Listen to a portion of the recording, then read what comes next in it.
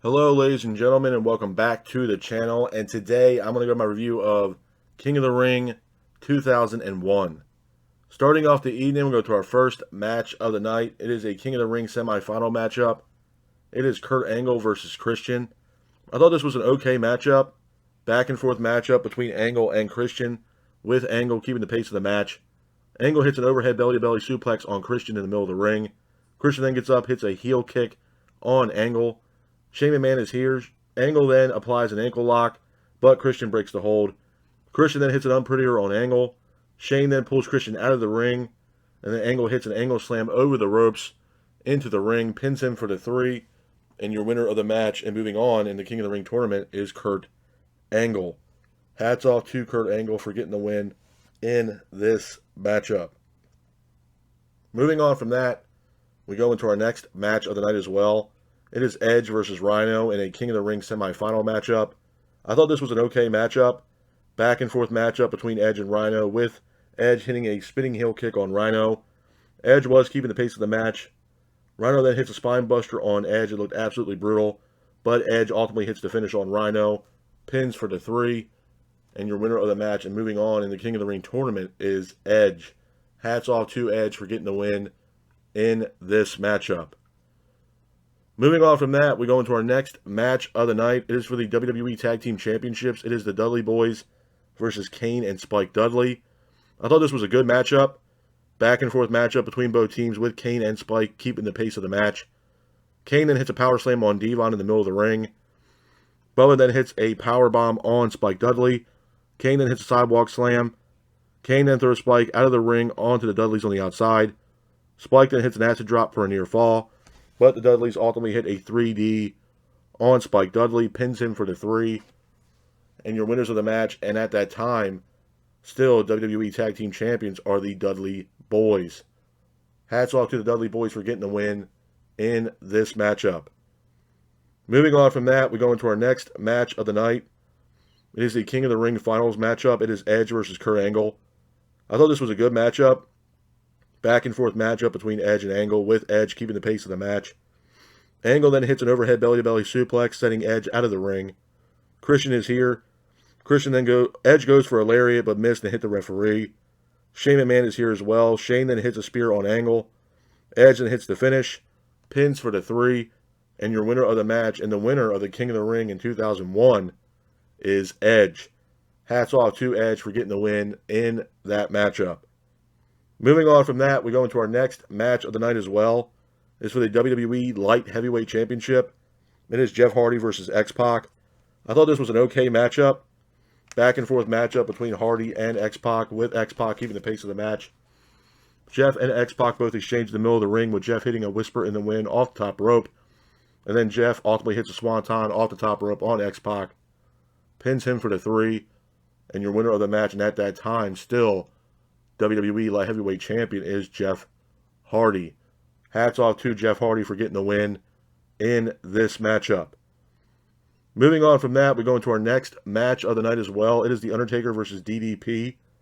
I thought this was a good matchup.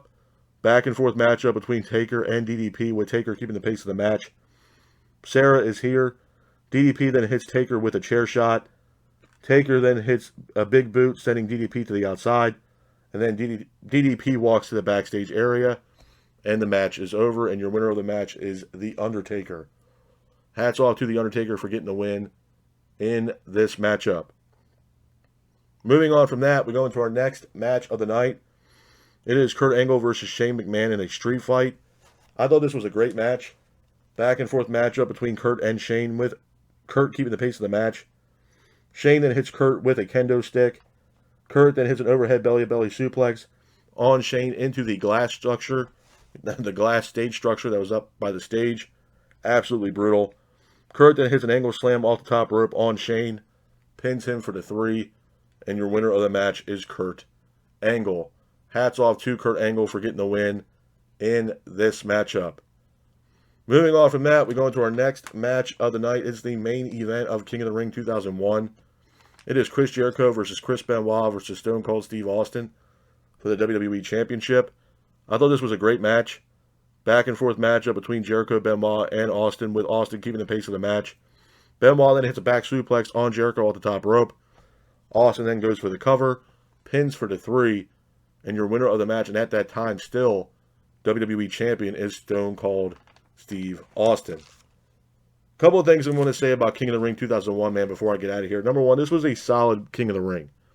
It wasn't the best, but it wasn't the worst. I mean, you got to understand, too, back in the day, the King of the Ring matches were awesome. Absolutely legendary matchups. And, winners of the King of the Ring. I mean, you had, like, Bret Hart, Owen Hart, Stone Cold Steve Austin. I mean, Stone Cold Steve Austin winning the King of the Ring when he did went down in history, man. That's when he introduced, Austin 316, which, made his career legendary, and everybody knows Austin 316. And just the match quality back then, the matchups for the tournament were awesome. I mean, Razor Ramon, Bam Bam Bigelow, Bret Hart, Owen Hart. The matches were awesome. And I'm not taking anything away from the King of the Ring towards the, King of the Ring's pay-per-view final run leading up to 2002. But the match, as the years went on, the King of the Ring matches just kind of like, they kind of died off. They weren't really that important. They really weren't, booked all that well. And, I mean, hell, you look at Billy Gunn. Billy Gunn won the King of the Ring. And The Rock mocked him for it. So, I mean, my point is that the King of the Ring, as years went on, it was lackluster. It just wasn't there. And there was, creatively, it just, the booking was horrible. Absolutely horrible. I mean, you have Kurt Angle versus Christian in a semifinal matchup. Angle gets the win. And then Edge versus Rhino. I don't know why the hell Rhino was in a King of the Ring tournament, but he was against Edge, and I'm happy that Edge got the win.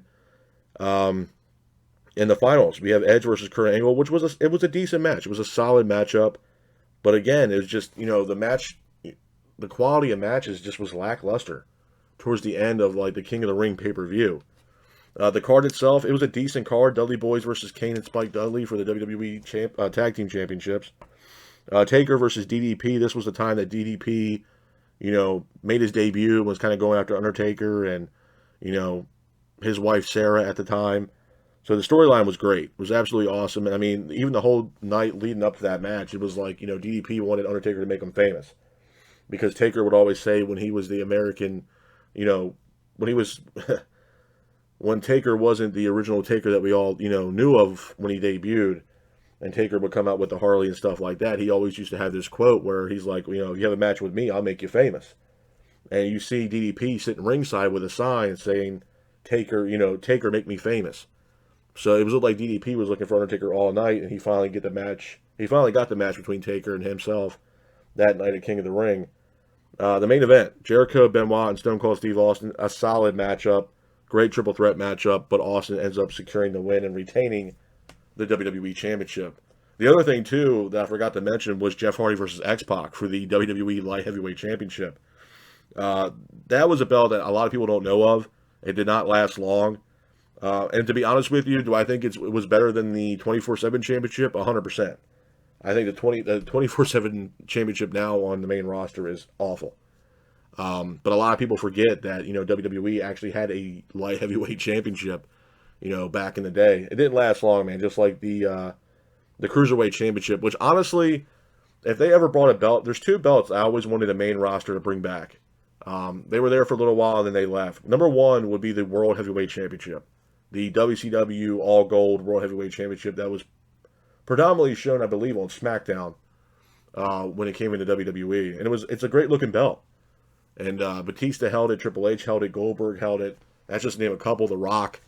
I thought it was a great belt, and I wish they would have kept that as one of their main titles in WWE. The other one would be the Cruiserweight Championship. I think the Cruiserweight Championship was severely underrated, and it's definitely a belt that they can definitely use now to showcase other talent, like Ricochet or, at the time, Apollo Crews before he went over to NXT 2.0, just to name a couple, and give some of these guys an opportunity. Tommaso Ciampa could be Cruiserweight Champion for WWE if they brought the belt back. But those are two championships I wish, WWE brought back and, still use them till this day. I thought it would be great, to have the World Heavyweight Championship and the Cruiserweight Championship back in the fold on the main roster today would be absolutely awesome. But unfortunately, we don't have that. But as far as a rating for King of the Ring 2001, man, to be honest with you, I was kind of back and forth on this one. It's definitely not a 10. There's no way in hell it's a 10. as far as a rating for King of the Ring 2001, man, honestly, I think I'm going to give it probably maybe a 5 at best, to be honest with you. Like I stated multiple times, man, this was not the best King of the Ring I've ever seen, but it damn sure was not the worst King of the Ring I've ever seen either. So, but like I stated, I mean, King of the Ring 2001 for me is going to be a solid 5 at best. But this is my review of King of the Ring 2001. I hope you guys are out there staying safe. Be careful, and remember, stay classic. Peace.